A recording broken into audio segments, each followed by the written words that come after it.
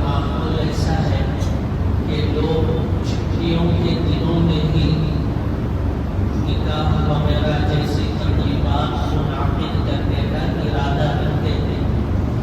مناسب معلوم ہوا کہ اسی سلسلے میں چند گزارشات آپ کے سامنے رکھی جائے جس سے نکاح جیسی اہم ترین عبادت اور سنت کے کرنے میں آسانی۔ وہ گزارشات کوئی نئی نہیں ہے بلکہ وہی باتیں ہیں جو ہم سنتے آئے ہیں، بڑوں سے سنا اور علماء سے اور دین کے رہبر مفتیان کرام سے جو ہم نے سنا ہے وہی باتیں۔ محترم بھائیوں، سب سے پہلے موجودہ حالات معاشرے اور سماج کے جو پیش آ رہے ہیں، آئے دن نئے مسائل جو سننے کو مل رہے ہیں، روزانہ اخبارات کی سرخیاں بن کر جو چھپ رہے ہیں اس کا اندازہ آپ کو بھرپور ہے۔ اسی لیے سب سے پہلی گزارش یہ ہے کہ نکاح کے کرنے میں جلدی کرنا، بچہ ہو یا بچی ہو، ان کے بلوغت کے ساتھ ساتھ ہی ان کے نکاح کی فکر ہونی چاہیے۔ وہاں پر ذرا برابر بھی تاخیر کی اب گنجائش نہیں رہی اور پہلے بھی نہیں تھی۔ اللہ کے نبی صلی اللہ علیہ وسلم کی حدیث مبارکہ ہے، راوی حدیث کا بیان ہے کہ رسول اللہ صلی اللہ علیہ وسلم نے 3 چیزوں میں جلدی کرنے کو کہا ہے۔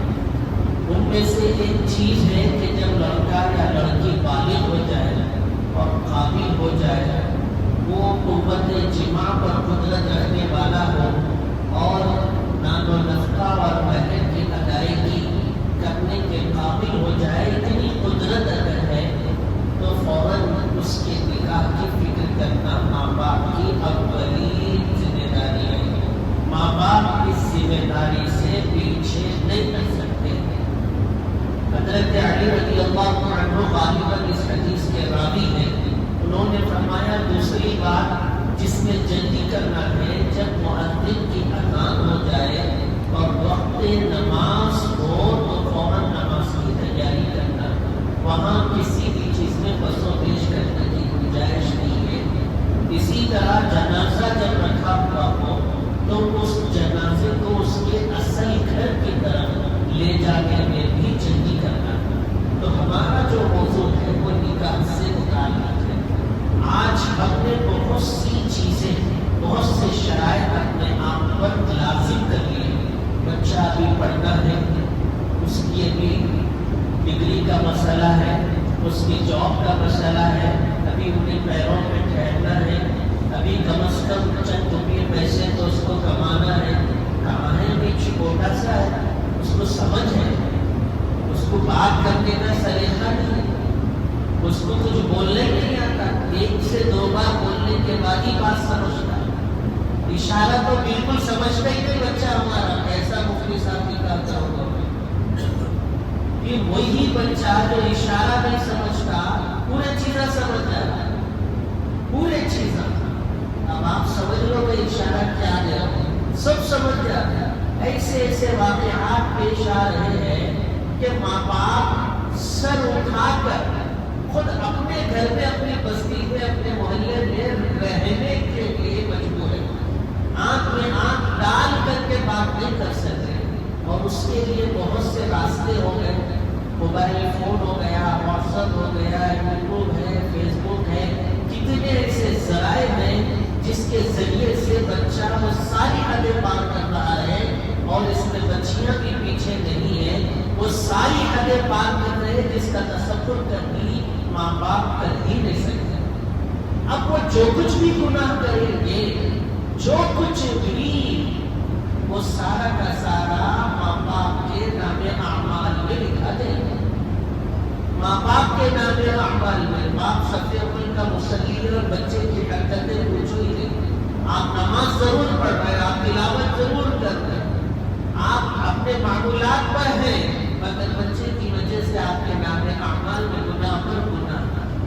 فقہاء نے یہاں تک مسئلہ بیان کیا کہ کوئی خاتون ہے اور اس نے پانی استعمال کیا اور اس کا بچا ہوا پانی ہے، حالانکہ وہ پانی پاک ہے، ناپاک نہیں ہے، مگر بچا ہوا ہے، اس کے باوجود بھی فقہاء نے مسئلہ یہ بیان کیا کہ دوسرا پانی وہاں پر موجود ہے تو بہتر یہ ہے کہ آپ اس دوسرے پانی سے وضو کریں، اس دوسرے پانی کو استعمال کریں۔ وجہ یہ بتائی کہ وہ جو خاتون نے پانی استعمال کیا، کہیں اس خاتون کے خیالات میں پڑ کے وہ اپنے ذہنی گناہ اور گندے خیالات میں مبتلا نہ ہو جائے۔ یہ وجہ بیان فرمائی، شریعت نے اس کا تک پاس و لحاظ رکھا ہے۔ اور آپ آگے سوچ لیں کہ ہمارے بچے، ہماری بچیاں کس حد تک جا رہے ہیں۔ اسی لیے بھائیوں، بہت اہتمام کے ساتھ یہ گزارش ہے کہ بچوں کے بالغ ہونے کے ساتھ ہی فوراً ان کے نکاح کی فکر کریں۔ یہ نہ دیکھیں کہ 25 سال ہونا، یہ نہ دیکھیں کہ 27 سال ہونا، یہ نہ دیکھیں کہ بچہ ابھی ڈاکٹر بننا ہے، انجینئر بننا ہے، بچہ ابھی قابل ہونا ہے، کچھ نہیں۔ اولین ذمہ داری آپ کی ہے، جب تک اس کا نکاح نہیں ہوا وہ سارے گناہ آپ کے نام اعمال میں لکھے جائیں۔ اور دوسری گزارش یہ ہے کہ نکاح کے سلسلے میں لڑکیوں کا جو انتخاب کیا جاتا ہے، اللہ کے نبی کی حدیث ہے، تم قبل مرۃ لاربع لمالها ولجمالها ولحسبها ولدینها۔ اللہ کے نبی نے 4 باتیں بیان فرمائی کہ اگر نکاح کے سلسلے میں لڑکی کے اندر جمال اور خوبصورتی کو ترجیح دیا، اس حدیث کے تحت محدثین لکھتے ہیں، اکابرین نے اپنے بیانات کے اندر اس بات کو واضح کیا ہے کہ رسول اللہ صلی اللہ علیہ وسلم کے زبان مبارک سے نکلا ہوا ایک چھوٹا چھوٹا سا جملہ اپنے اندر بڑی بڑی نصیحتیں رکھتی ہیں۔ اللہ کے نبی فرماتے ہیں کہ بھائی جس کسی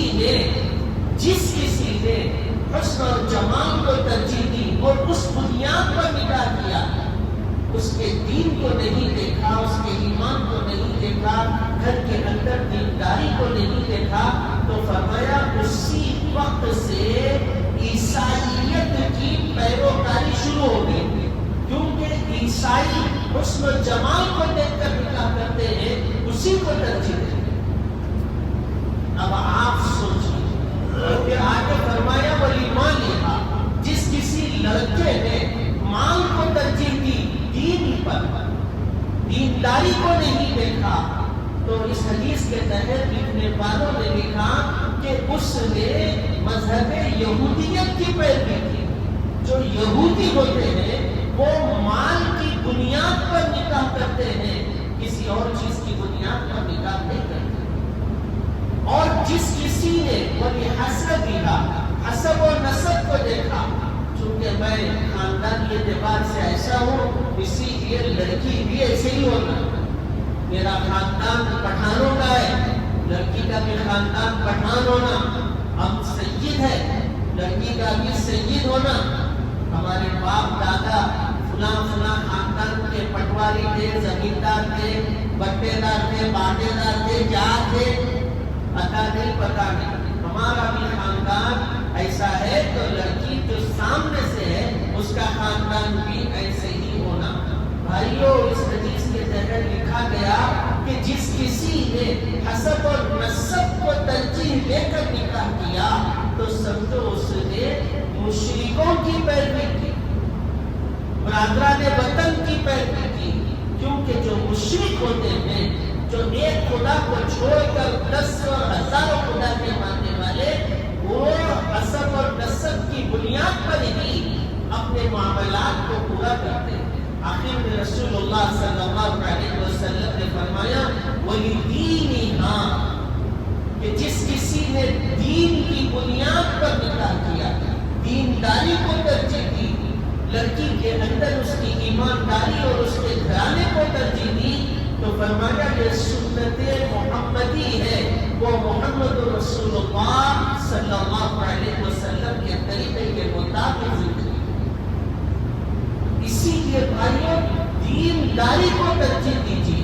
اور آپ کو بتاؤں کہ جس کسی کے پاس دینداری ہوگی وہ اپنی ذات میں ذمہ دار ہوگا, وہ اخلاق والا, ڈر اور خوف والا ہوگا, اس کو حقوق معلوم ہوتے, کبھی اس سے غلطی ہو بھی جاتی ہے سمجھانے پر وہ سمجھ جاتا ہے, اس کو بتانے پر وہ اپنی غلطی پر نادم اور شرمندہ ہو جاتا ہے. مگر یہ دولت والے, یہ حسب و نسب والے اور یہ حسن و جمال والے اپنی دولت میں ہی غرور اور مغرور اور گھمنڈی بن جاتے ہیں. اسی لیے بھائیوں نکاح کے سلسلے میں آپ دینداری کو ترجیح دیں تاکہ رشتوں کے ہونے میں آسانی ہو. آج جو تقریباً 2 سال سے رشتوں کی تلاش ہے, 5 سال سے رشتوں کی تلاش ہے, بعض تو 7 سال سے رشتے ہیں. لڑکی کی عمر 35 سال ہو گئی, 37 سال ہو گئی, 28 سال سے ڈھونڈ رہے اور 35 سال 27 سال عمر 8 سال ہو گئے, لڑکی نہیں مل رہی. حالانکہ ریشو یہ بتاتا ہے سروے کے مطابق لڑکیوں کی تعداد زیادہ ہے, لڑکوں فوراً دودھ کے اندر پانی ملا دے روشنی ہونے سے پہلے, اجالا ہونے سے پہلے. بیٹی یہ کہتی ہے کہ اماں جان کیا تمہیں معلوم نہیں ہے دودھ کے اندر پانی ملانا دھوکہ ہے, اور اسلام دھوکے کر دینے کی اجازت نہیں دیتا. اسلام نے فرمایا من غش فلیس منا, جس کسی نے دھوکہ دیا رسول اللہ کا بیان ہے کہ وہ ہم میں سے نہیں ہے. اور پھر بیٹی یہ کہتی ہے کہ اماں جان کیا آپ نے نہیں سنا امیر المومنین سیدنا عمر بن خطاب رضی اللہ عنہ کی دور خلافت ہے, اور حضرت عمر بن خطاب کو معلوم ہوگا تو وہ فوراً ہمیں بلائیں گے اور ہمیں سزا تجویز کی جائے گی. تو ماں بیٹی سے کہتی ہے کہ بیٹی یہاں نہ عمر بن خطاب ہے نہ ان کا اللہ ہے. بیٹی یہ کہتی ہے کہ اماں جان آپ عمر بن خطاب رضی اللہ عنہ کا نہ صحیح اللہ کا تو ڈر خوف رکھے. ماں بیٹی کی یہ گفتگو ہو رہی ہے, بات سن رہے ہیں. حضرت عمر بن خطاب چلے گئے, دوسرے دن صبح دونوں کو بلایا. بوڑھی ماں پریشان ہے, کاپ رہی, ہانپ رہی کہ مجھ کو سزا دی جائے گی اور مجھ پر ایسا ہوگا ویسا ہوگا, سوالات ہوں گے, میں کیا جواب دوں گی. حضرت عمر بن خطاب نے کہا کہ اے بوڑھی ماں گھبراؤ نہیں, میں تم سے گزارش کرتا ہوں کہ تم اپنی بیٹی کا نکاح میرے بیٹے سے کرا دو. اس سے بڑھ کر اور کیا خوشی ہے. بوڑھی ماں نے نکاح کرا دیا. بھائی وہ جھوپڑے میں رہنے والی ایک غریب گھرانے کی لڑکی اور حضرت عمر بن خطاب امیر المومنین خلیفۃ المسلمین جن کے اشاروں اور جن کے خیالات پر قرآن مقدس کی کئی ایک آیتوں کا نزول ہوا, اور جن کے مناقب میں پیغمبر نے فرمایا لو کان بعدی نبی لکان عمر, میرے بعد اگر کوئی نبی ہوتا تو وہ عمر بن خطاب ہوتا. حضرت عمر نے اس جھوپڑے میں رہنے والی لڑکی کو اپنے گھر کی بہو بنایا, صرف دینداری کی بنیاد پر, تقوی کی بنیاد پر, اللہ سے ڈر اور خوف کی بنیاد پر. آپ کو معلوم ہونا چاہیے اسی لڑکی کی نسل میں اسلام کے 5ویں خلیفہ حضرت عمر ابن عبد العزیز پیدا ہوتے ہیں, اور عمر ابن عبد العزیز اسلام کے وہ خلیفہ ہیں جن کے دور خلافت میں ایک ہی نہر پر بھیڑیا بھی پانی پیتا تھا اور بکری بھی پانی پیتی تھی. بھیڑیے کی مجال نہیں تھی کہ وہ بکری کا شکار کر سکے. تقویٰ جب آتا ہے اور تقوی کی بنیاد پر, دین کی بنیاد پر نکاح کیے جاتے ہیں تو اللہ نسلوں کے اندر ایسے ایسے کارنامے پیدا کرتے. اور میرے بھائیوں آپ کو معلوم ہونا چاہیے تقریباً بچے کرنا بھی چاہتے ہیں نکاح, مگر بڑے ماں باپ ان کو روک رہے, ان کو روک رہے. ان کا کہنا ہے کہ بھائی گھر کے اندر لڑکی ہے, پہلے بہن کا نکاح ہو جائے بعد میں تیرا کرنا. اب بچی کا نکاح کرنے میں 3 سال 4 سال 5 سال گزر جا رہے ہیں, وہ بچہ پریشان ہے. بھائی دونوں کے لیے آپ کوشش کریں جس کا نکاح ہو جائے کر دیں. ضروری تھوڑی ہے کہ پہلے لڑکی کا نکاح کرنا بعد میں لڑکے کا کرنا, ایسا ماحول نہیں ہے. اسلام نے کہیں بھی اسی شرط باب نکاح کے اندر بیان نہیں کی. لڑکے کا بھی نکاح ہو, لڑکی کا بھی نکاح ہو, اور ان دونوں کے لیے رشتوں کی تلاش, اس کی کوشش ہونی چاہیے. اور بہت سارے بچے ایسے بھی ہیں جو ماں باپ کرنا چاہتے ہیں، اگر ان کا کہنا یہ ہے کہ بھائی ہم نکاح نہیں کریں گے، نکاح کرنے سے بچے ڈر رہے ہیں۔ ایک دور یہ تھا کہ نکاح کا نام سننے سے بچیاں ڈرتے تھے، شادی بولنے سے بچیوں کی آنکھوں میں آنسو آ جایا کرتے تھے۔ اب تو میں دیکھ رہا ہوں کہ بچے ڈر رہے ہیں، نکاح بولتے ہی فوراً صورت نیچے، نظر نیچے، مونڈی نیچے۔ کیوں بھائی؟ کیا بتانا چاہ رہا تھا؟ اپنی صورت کو نیچے کر کے، نگاہوں کو نیچے کر کے کیا بتانا چاہ رہا ہے؟ جبکہ نکاح ایک ایسی چیز ہے جس کے سننے کے بعد خوشی کا اظہار کرنا اسلام کی تعلیم ہے، اسلام کی ہدایت ہے کہ شادی کے موقع سے خوشی ہونی چاہیے۔ اور یہ نوجوان ہٹا کرتا خاموش نیچے مونڈی ڈالا، میں ڈر ہو رہا نہیں کرتا۔ کیوں بھائی؟ فلاں کے ساتھ ایسا ہوا، ہمارے دوست تھے نکاح کرے 2 مہینے میں ایسا ہوا، 6 مہینے میں ایسا ہوا، فلاں گھر میں ایسا ہوا، وہ بھائی تھے ان کے پاس یہ ہوا وہ ہوا۔ بھائی آپ اپنی مرضی کے مطابق کریں گے تو ایسے ہی واقعات ہوں گے۔ اس کا مطلب یہ تھوڑی ہی ہے کہ اس طرح کے واقعات ہونے کی وجہ سے آپ نکاح سے پیچھے ہو جائیں۔ نوجوانوں سے گزارش ہے کہ آپ اپنی زندگی کو قیمتی بنانا چاہتے ہیں، بہترین اور مثالی زندگی بنانا چاہتے ہیں، آپ اپنی جوانی میں ہی اللہ کے محبوب ہونا چاہتے ہیں، تو آپ کے لیے ضروری ہے کہ آپ نکاح میں جلدی کریں۔ نکاح کے سلسلے میں آپ نہ گھبرائیں، پریشان نہ ہوں۔ اختلافات ہوتے ہیں، مسائل آتے ہیں، آزمائشیں ہیں، اور ان آزمائشوں سے پیچھے ہٹنا، اختلافات سے پیچھے ہٹ کر کے نکاح جیسی اہم ترین عبادت اور سنت سے اپنے آپ کو دور کرنا، اسلام اس کی بالکل گنجائش نہیں رکھتا۔ کوئی نبی ایسا نہیں ہے جس کی سنت نکاح کی نہ ہو، ہر نبی کی یہ سنت نہیں ہے، اور آج اس سنت سے گھبرا رہا ہے، ڈر رہا ہے، حیران اور پریشان ہو رہا، جبکہ اس ازدواجی زندگی میں سب سے زیادہ راحت ہے، سکون ہے، اطمینان ہے، اقرار ہے، بے چینی کو دور کرنے کا ذریعہ ہے، گھر کے اندر رحمت کا ذریعہ، گھر کے اندر برکت کا ذریعہ ہے۔ اور یہ مسائل اس وقت پیدا ہوتے اور یہ حالات زندگی میں اس وقت آتے جب آپس میں ایک دوسرے کے مزاجوں کی رعایت نہ کی جائے، ایک دوسرے کی قدردانی نہ ہو، ایک دوسرے کا احترام نہ ہو، اس وقت یہ ساری چیزیں پیش آتی ہیں۔ میں 2-3 منٹ میں حضور اکرم صلی اللہ علیہ وسلم کی جیسی بہترین اور مثالی زندگی آپ کا میرا ایمان ہے کہ دنیا کے اندر کسی نے نہیں گزاری، ان جیسا شوہر دنیا نے آج تک نہیں دیکھا، ازواج مطہرات جیسی بیویاں آج تک دنیا نے نہیں بتائی۔ میرے بھائیوں، حضرت عائشہ صدیقہ رضی اللہ عنہا سے پوچھا گیا کہ ہم باہر کی زندگی میں رسول اللہ کو دیکھتے ہیں اور ان کو دیکھ کر کے سیکھتے ہیں، گھریلو زندگی میں آقا صلی اللہ علیہ وسلم کیسے رہتے؟ اما جان سیدہ عائشہ نے فرمایا جب بھی میرے حبیب گھر میں تشریف لاتے، گھر کے کاموں میں لگ جاتے، ہاتھ بٹایا کرتے تھے اللہ کے نبی صلی اللہ علیہ وسلم۔ حدیث ہے کہ جب بھی میں آٹا گوندنے کے لیے بیٹھتی تو آقا میرے ساتھ تعاون فرماتے، وہ بھی روٹی کے لیے آٹا گوندتے تھے۔ حضرت عائشہ صدیقہ رضی اللہ عنہا کا بیان ہے، اگر آج کا شوہر اپنی بیوی کے ساتھ اس کے گھر کے کاموں میں ہاتھ بٹائے گا تو بھلا وہ بیوی کیوں مسائل آئے گا؟ اور دوسری بات، رسول اللہ صلی اللہ علیہ وسلم کی حضرت عائشہ صدیقہ رضی اللہ عنہا کا بیان ہے، روایتوں کی روشنی میں عرض کر رہا ہوں کہ بیویوں سے محبت کرنے والے بننا، محبت کرنے والے، اظہار محبت ضروری ہے۔ ایک مرتبہ حضرت عائشہ پانی کا پیالہ لے کر کے پانی پی رہی، رسول اللہ نے فرمایا کہ اس پیالے میں تھوڑا سا پانی بچا کر مجھے دے دو۔